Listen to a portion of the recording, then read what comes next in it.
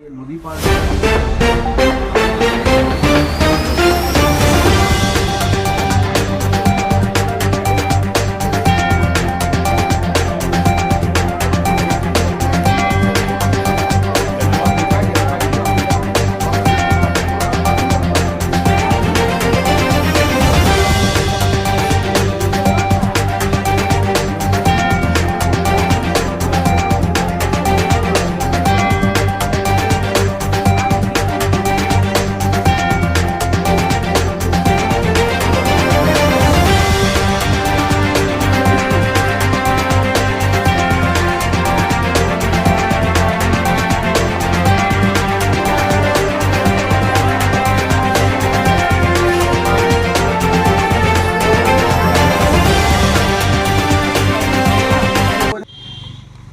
অখিল ভাৰতীয় পতাকা মহাভাৰতত আমি এয়া নুমলীগড় ডক্টৰ বিভাগত আমি অতি সুখী হৈছোঁ আৰু অতি আনন্দিত হৈছোঁ।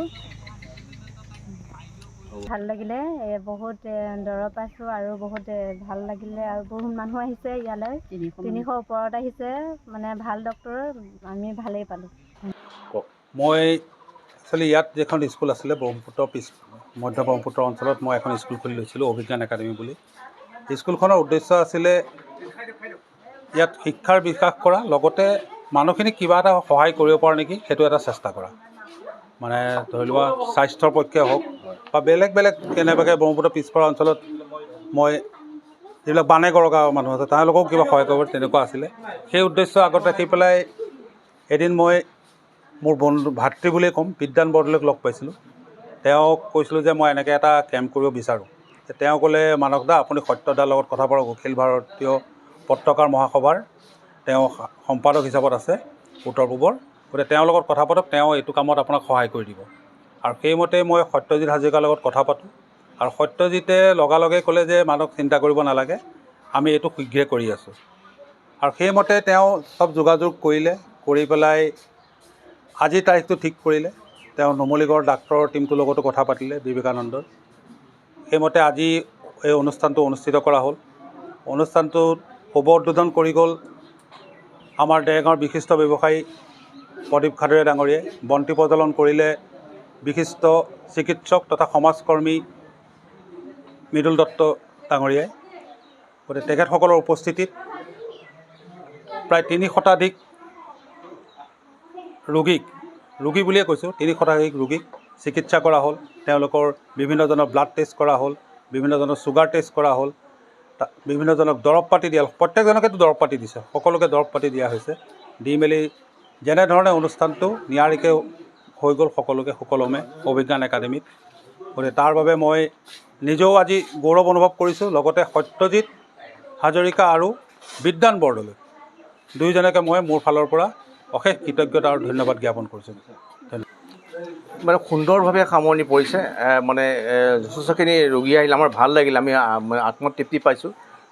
জ্যেষ্ঠজনৰ পৰা কনিষ্ঠজনলৈকে বহু ছাত্ৰ ছাত্ৰী আহি ইয়াতে মানে তেখেতসকলৰ শৰীৰটো দেখাবলৈ পালে। আৰু নুমলীগড় বিবেকানন্দ কেন্দ্ৰৰ চিকিৎসালয়ৰ চিকিৎসকসকলে তেখেতক যথেষ্টখিনি দৰৱ পাতি দি সহায় সহযোগ আগবঢ়ালে, সঁচাকৈ প্ৰশংসনীয়।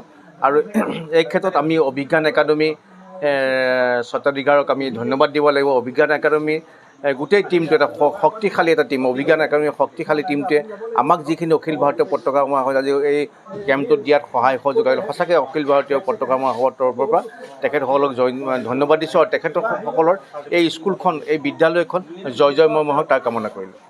আজি অখিল ভাৰতীয় পত্ৰকাৰ মহাসভাৰ সৌজন্যত নুমলীগড় বিবেকানন্দ চিকিৎসালয়ৰ সহযোগত তথা অভিজ্ঞান একাডেমীৰ তত্বাৱধানত ইয়াত এটি হেল্থ কেম্প পাতিবলৈ আমি সুবিধা পালোঁ। ইয়াত প্ৰায় গাঁৱৰ মানুহখিনি বহুতকে আমি আমাৰ ফালৰ পৰা যিমানখিনি পাৰোঁ চিকিৎসা সেৱা প্ৰদান কৰিবলৈ চেষ্টা কৰিলোঁ। আৰু প্ৰায় ৩০০ৰো অধিক ৰোগী আমি ইয়াত পাইছোঁ। আৰু তেওঁলোকৰ যিকেইজনৰ চুগাৰ, প্ৰেছাৰ, ব্লাড প্ৰেছাৰ এইখিনি জুখিবলগীয়া পেচেণ্ট আছিলে, তেওঁলোকৰ আমি চুগাৰ, প্ৰেছাৰ বা আমি হিমোগ্ল'বিনো টেষ্ট কৰিলোঁ।